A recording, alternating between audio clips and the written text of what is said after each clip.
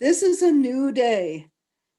This is a day full of sound, light, and expectation. This day has been waiting just for you. This day has been waiting especially for you, to embrace you, to guide you. This day has been waiting with open arms, just for you. This is the day we have been given. Let's not waste it. Come now, and let us worship together. Welcome to the first Unitarian Universalist Church of Youngstown, Ohio, in its virtual community, where we eagerly await our September return to our building at 1105 Elm Street. We welcome members and visitors from the Mahoning Valley, from the Redwood Forest to the Gulf Stream waters, from the New York Islands to California, from other parts of America and beyond. I am Melissa Smith. My current post-retirement incarnation as candidate for commissioned lay ministry for the Northeast Central District of the UUYO, Unitarian Universalist of America. As part of my candidacy, Reverend Joseph asked me to offer a series of sermons during the summer. This is an intimidating assignment, but I decided it would be an opportunity to go back to basics and focus on the words of our covenant that we read at the beginning of each worship service. As it happens, Soul Matters, from which we get our monthly themes, doesn't offer a theme for the months during the summer. Thus, our covenant is also the theme for the month. Next week's message will be reflecting upon the covenant words of love is the spirit of this church, which is why on our order of service, Tina Turner asks what love has to do with it. Well, service is its law is the topic for August 3rd, and the theme for August will be serving with grace. During the talkback period at the end of the service, I would like you to reflect and share what do you think and feel as you read or recite the words of covenant.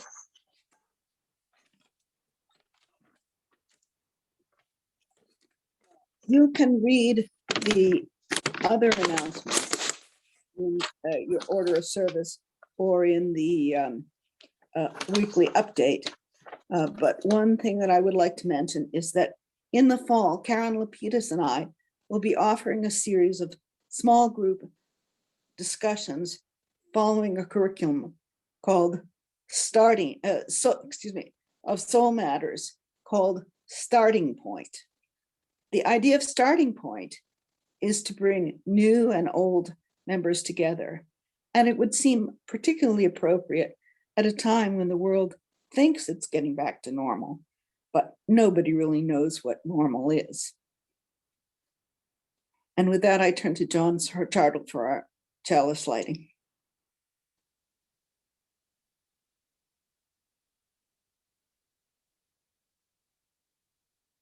Morning. Today, we light this chalice in a spirit of covenant, whether we are in community together virtually or physically.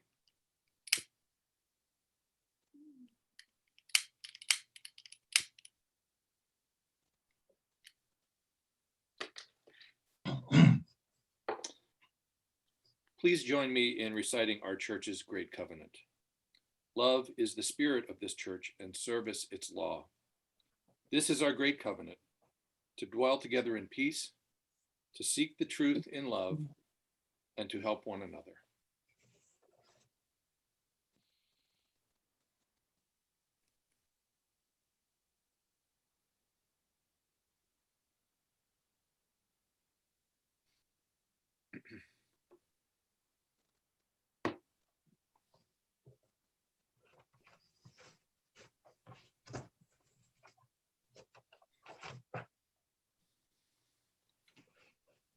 Good morning and happy 4th of July. Just a personal note, my great-great-grandfather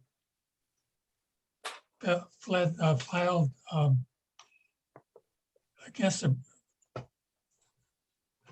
my great-great-grandfather, Elder Bishop in Vermont in the 1770s, fought against the British with Ethan Allen's Green Mountain Boys to make this day possible for all of us. My purpose today really is to tell you about Plan Ahead Ohio and to ask for your support. But first, one definition of worship is to consider things of worth. I want to talk about two things of worth today, the environment and people. We have two principles that apply to these items of worth. The first principle is that we affirm and support the worth and dignity of every individual. Our seventh principle is that we affirm and support respect for the interdependent web of all existence to which we all are a part. Native Americans sometimes refer to this relationship as rhythm with nature. 2 years ago, Dr. Warren Schrader wrote a letter to the editor of the Vindicator, our local newspaper, in which he talked about climate warming as being the biggest, or most severe environmental crisis since 66 million years ago, when an asteroid hit Central America, killing 75% of all animals and plants. More recently, our former president, Barack Obama, wrote these words: we are the first generation to feel the effect of climate change and the last generation who can do something about it. Well, it turned out that Lauren Schrader of Poland is now retired from YSU, but was a longtime professor of biological sciences there. With Lauren's inspiration and leadership, we're now aiming at planting trees in all 3 counties of the Mahoning Valley. In our first few months of activities, we distributed 600 trees in over 50 zip codes. They went to the residents and to some students at YSU and to some garden clubs. The COVID pandemic came along and forced us to stop these public gatherings in person, but we switched to Zoom for our board meetings and public information programs. Our next exciting event is going to be planting a large lot, 200 to 300 trees in Warren. This will be an outdoor classroom for the high school science class. Sarah Thomas is the teacher there, and we'll speak to you next Sunday about that. Our Plan Ahead Ohio, or PAO, is nonprofit. It's a volunteer organization. All support is used to combat climate warming. We plant trees. We advocate better diets. We promote reduced emissions of carbon dioxide from all sources. And we put out Zoom programs to inform the public. We work with people like YSU, Citizens Climate Lobby, the Land Bank, Trees Please, and other groups. We need volunteers and we need your financial support. If when you write out your check to UUYO for today, please put on the check payable to UUYO, but in the memo spot, put PAO, which means Plan Ahead Ohio.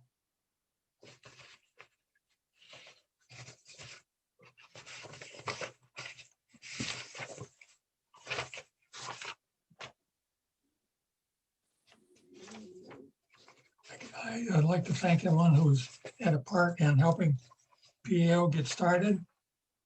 It involved people that I've met in the past. For example, Lola Lulis, who was oftentimes at the sound room with Andy. She's now a member of our church, but she's president of Plan Ahead Ohio. And another person who would happen to be an intern when I was working with Trees Please, the intern's named Matt Martin. He is now head of the Trumbull Neighborhood Partnership in Warren and Trumbull County. And he's become a very good supporter. As far as the project at Summit Academy in Warren, we've already met with the neighborhood group, Northwest Neighborhood Association, and spoke to them about the project, and they are quite enthusiastic about it. The mayor, Doug Franklin, lives in that neighborhood, and he says he's 100% for it. So Sarah will be with you next week to tell you about that. Following week, we have Zach Felger, who is a new board member for us. And after that, Chris Flack, who we met at the Northside Farmers Market many years ago, along with her son, Rick. And she is now our treasurer. So thank you all for your support of getting us to this position. And we look forward to the next 3 weeks with these other speakers. Thank you very much.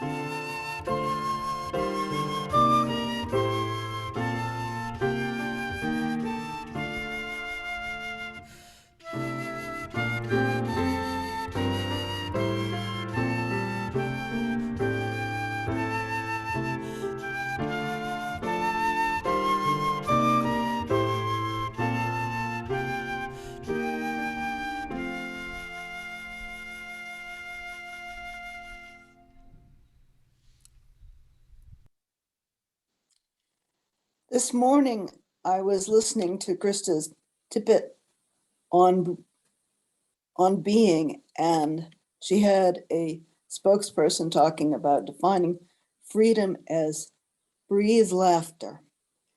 So let us make time to breathe together now. Breathing in the warmth of community, breathing out the cares and stresses of our individual lives. Breathing in freshness and out stress.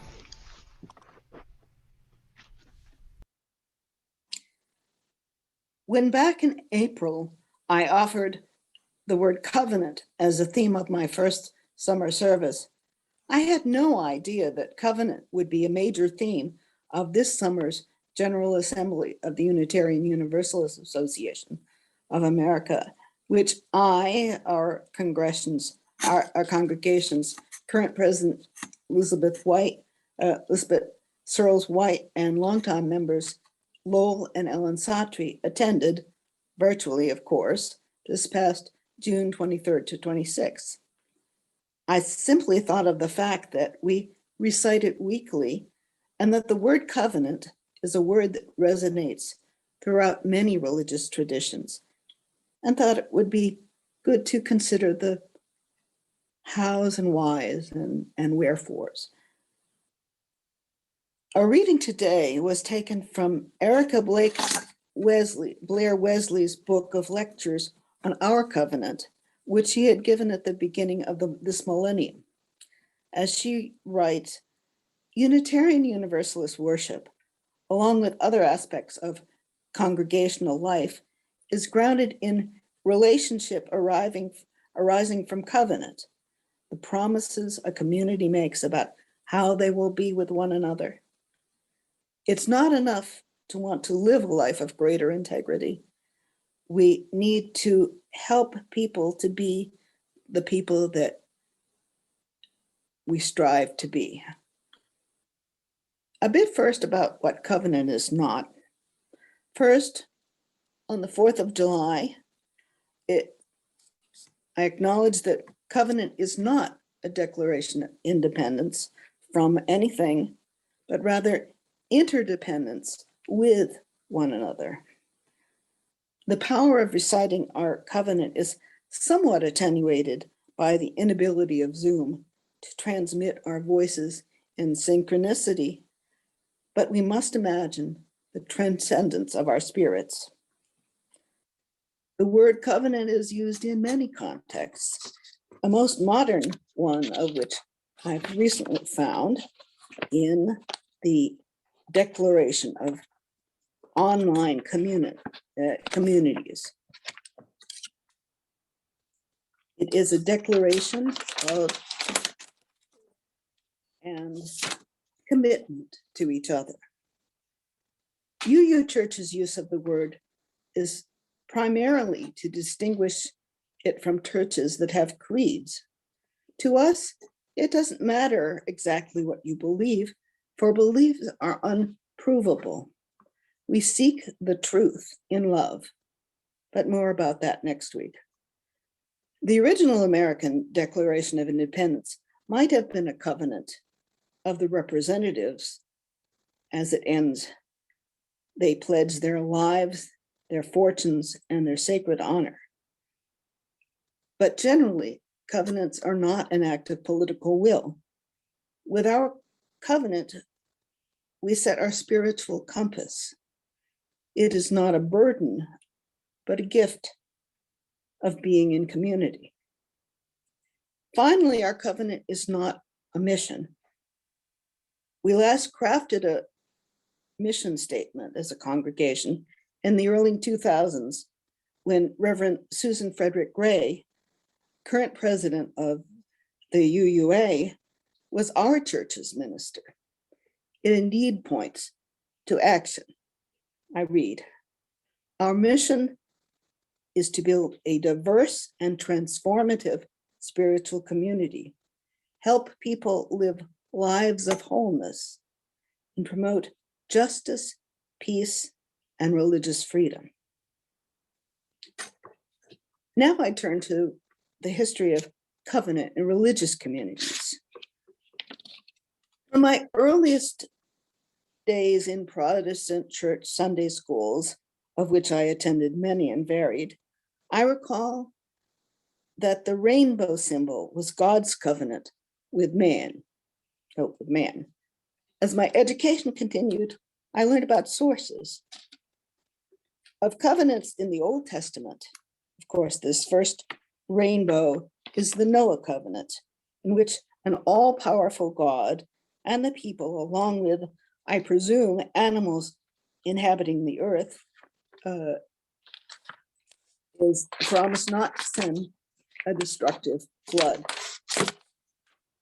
I don't know if climate change deniers do so because their God would never renege on his promises, unless it is that the fire next time is sent to blue states like California, to whom he sends wildfires.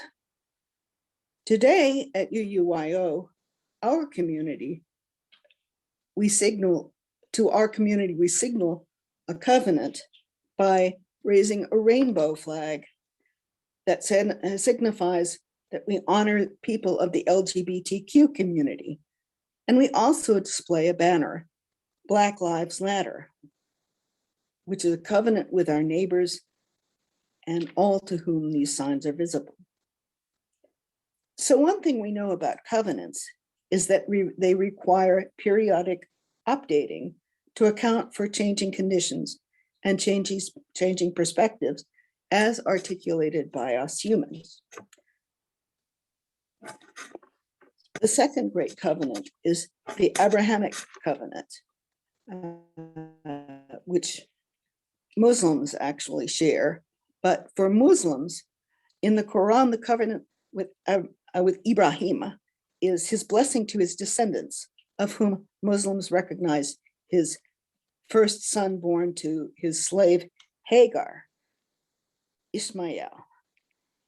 In the Jewish Torah, which is the first troubling one for me, God demands that Abraham sacrifice his firstborn son to his wife, Sarah, named Isaac. And then he relents as Abraham lifts his arm and blesses Abraham and his future offspring. The third covenant is the Mosaic one. It is the covenant with Moses, which contains also the 10 Commandments, and the people of Israel who have been led out of bondage, and where we find that God has a chosen people. I part ways with Old Testament covenants. First of all, because I've never mentioned a covenant. I've never heard a covenant that includes women. Most recently, however, in the tea time that I host on Zoom for our church members on Tuesdays, we had a visitor from Cairo, Egypt, an open-minded Muslim who sought an international community to discuss ideas that his own spiritual community was not open to. He confessed to us to hitting a snag, however, when he was reading the Old Testament and read that the Passover, which he read with his children, had the Jews released from captivity involving the slaughter of Egyptian children. And seeing that our church advertised its sharing of a contemporary Passover celebration with our local Jewish community, he, along with another online supporter, forced us to question, actually, with whom is it that we covenant? In the New Testament Gospels, Jesus simplifies the rules to love God and thy neighbor as thyself.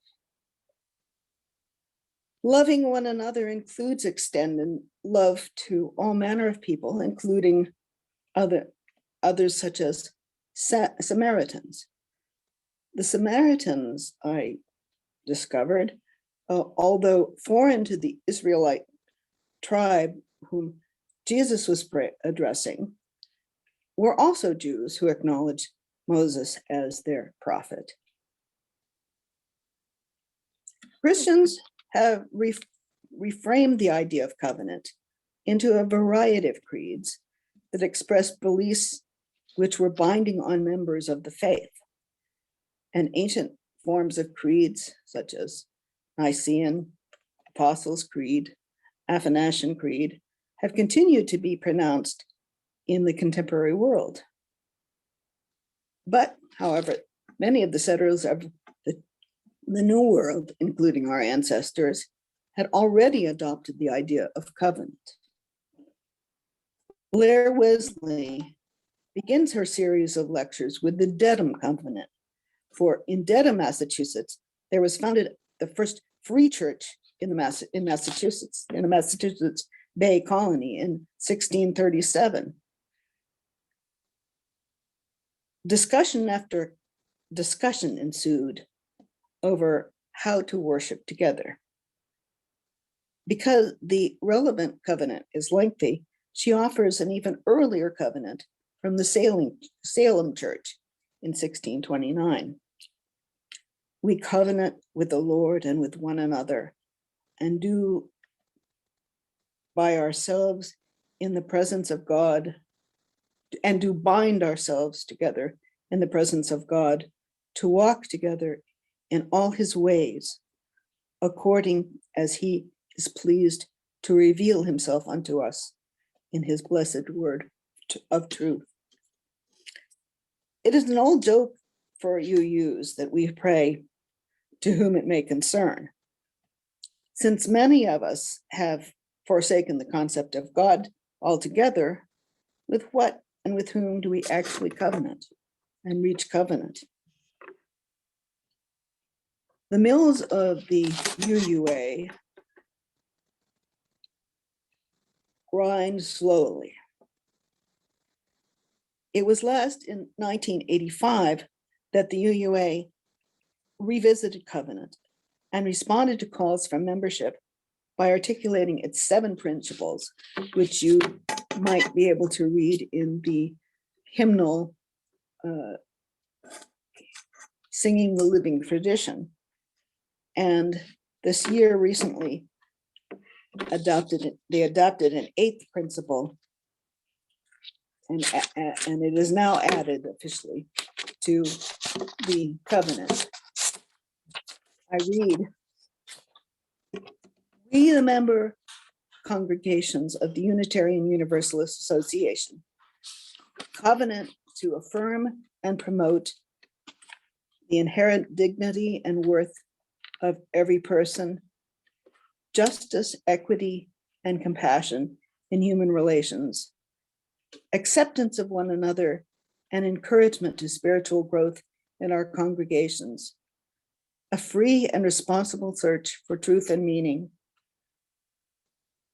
the right of conscience and the use of the democratic process within our congregations and in society at large, the goal of world community with peace, liberty, and justice for all, respect for the interdependent web of existence of which we are all part. And now the eighth principle added as I turn the page.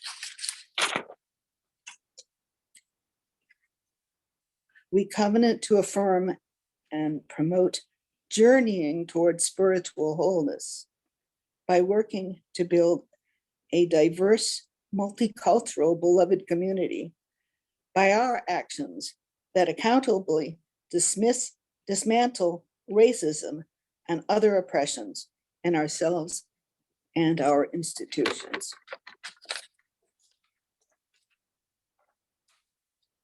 So onward with the journey.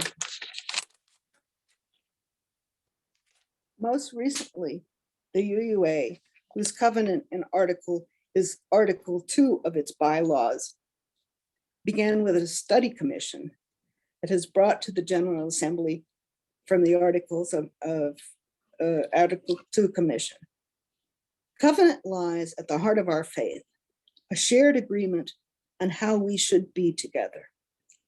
Our religion is made from an ongoing, interlocking, and organically growing series of promises we make with our communities, congregations, and the world. Article 2 contains, among other things, the covenant that our congregations make with each other, a covenant that forms the Unitarian Universalist Association, to uphold principles that shape our understanding of how to be Unitarian Universalists in the world. As we think about what we need from a revised Article 2, we want to ask, what do we need to promise to each other now, starting the third decade of the 21st century and going forward? How do we covenant in a way that leads us into the fullness of who we can be as a faith? We have already spoken the words of our church covenant in this service, as we do every week at the same time. So our question for today's 7-minute breakout session and talk back in the service is, what do you think and feel when you are reading or reciting these words? Most of us now know these words by heart, as the saying goes.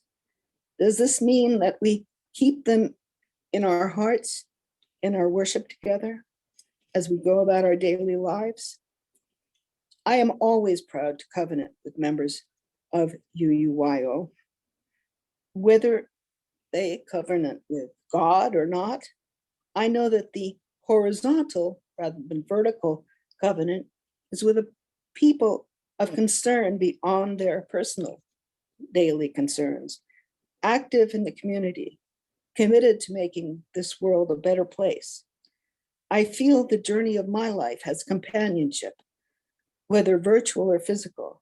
And when I fail or cannot stretch out my arms to help someone else, my planetary neighbors, their commitments extend my reach. Every time I speak to a member of this church, my conviction is redoubled. Please pray with me. Spirit of love that is the spirit of this church, may we be ever mindful of the great gifts we share and celebrate in gratitude all that this life offers.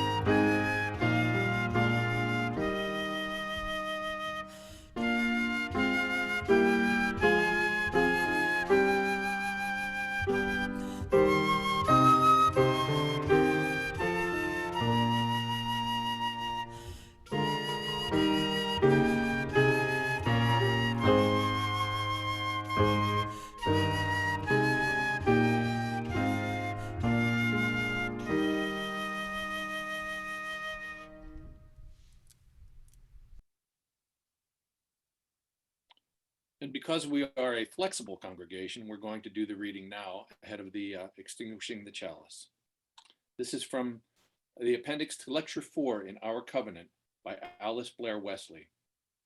Though our knowledge is incomplete, our truth partial, and our love uneven, from our own experience and from the witness of our faith tradition, we believe that new light is ever waiting to break through individual hearts and minds to illuminate the way of humankind, that there is mutual strength and willing cooperation, and that the bonds of love keep open the gates of freedom. Therefore, we pledge to walk together in the ways of truth and affection, as best we know them,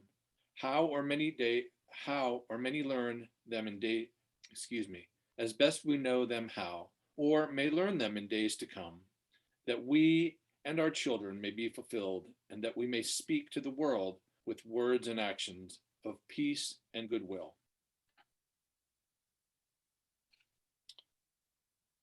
We extinguish this chalice here, that it might glow gently in our hearts. May it light your path as you leave here today, and may it guide your way until we are all together again.